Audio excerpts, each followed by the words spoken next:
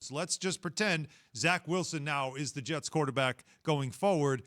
Chris, what situation would you rather have right now at quarterback, Jets or Giants, with Daniel Jones? I would probably go with the Jets just because everybody in this current regime is on board with them going with a quarterback with the second overall pick. Like Zach Wilson is going to be the guy for the Jets, and the GM and the head coach have a vested interest in making that work out. Like, I just feel like the infrastructure is going to be built around doing everything that they can to support this young quarterback's development. With the Giants, they're kind of in a wait-and-see mode with Daniel Jones. I mean, they still have a huge question mark as to whether or not he can actually do the job.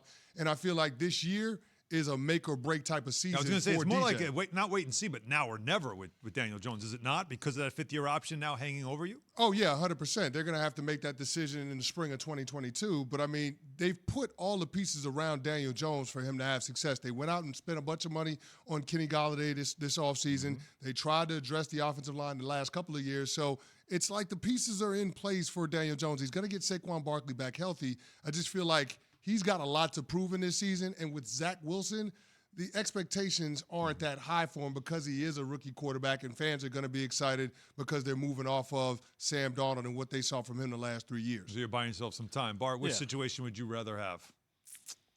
Are you biased? No, I'm a believer in Danny Dimes. I think, now they have everything around him.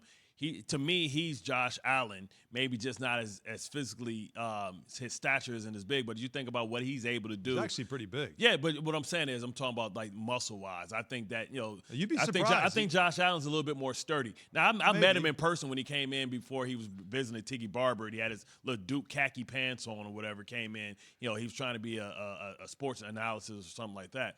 But when I look at him, he's an athlete.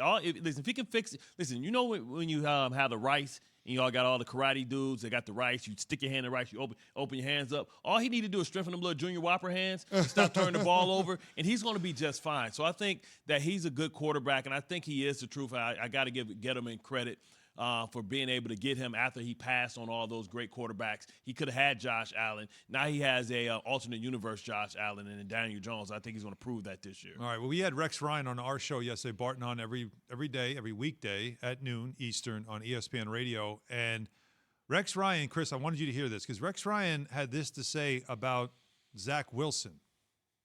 This is second overall pick. Dude, he better be your starter or you got the wrong cat. So to me, he's going to be your starter, and that's good. That's fine. There's ways of winning with rookie quarterbacks, albeit it's hard. It's not easy.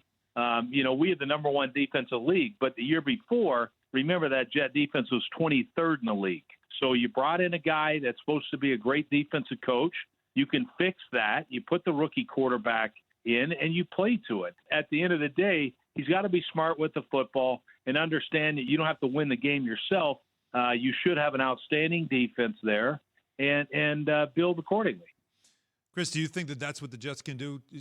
He could start right away if you have that right formula, similar to what they have with Mark Sanchez, which is just make sure you have a really sturdy, strong defense and a good offensive line, and you can win with a rookie quarterback like a Zach Wilson at the number 2 pick? No, you can absolutely win with a rookie quarterback, and we're seeing the NFL start to trend more and more that direction. Since about 2014, 2015, you're starting to see teams being willing to insert young quarterbacks in a lot earlier than they did in years prior. And so I just feel like when you look at the decision on whether or not to start a young quarterback, it's got to be based on whether or not you feel like his development is far enough along where he can protect himself out there and he can operate the offense.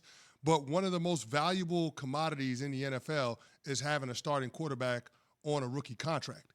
And so that's the benefit that the Jets are going to have, because when they draft Zach Wilson, his contract is going to be $35 million for the next 4 years, which is peanuts compared to what the market rate is. Most get that in 1 year. For a starting quarterback.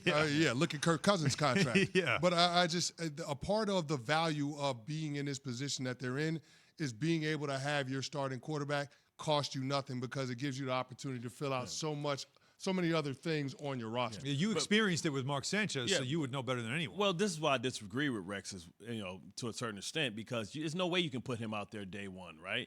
You put him out there, one, he needs to have an opportunity to earn what he gets, right? You can't just come in and be the number 2 overall pick and be given a job. Right now, they just don't have a veteran quarterback on the roster. One, they have to do that.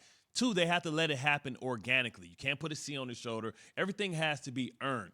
And they don't have the personnel right now to win ugly. They can't win ugly. They can't limit the possessions. They don't have the offensive line to run the game. Remember what Mark Sanchez had. Yeah, Alan Faneca, Damon Woody, Nick Mangold, Brickashaw Ferguson, and well, I can't call him by his name. Brandon Moore, I was going to call him by his nickname. No, don't do that. No. But you know what I'm saying? We led the league in rushing and also had the number 1 defense. It was a complementary type of way of going ground about and pound, it. right, ground and pound. They can't do that right now. They don't have the personnel defensively to be able to keep the score down because they don't have elite corners like Revis, like Cromartie, at that time, Lito Shepherd, like a guy like Kerry Rhodes, and a great defense to do that. So I think they have to bring him along slowly. They have to continue to improve this roster and allow him to maybe start near the end of the season. Don't ruin him early by putting him out there to live up to expectations early in the league, especially when everybody in the division has gotten so much better than you.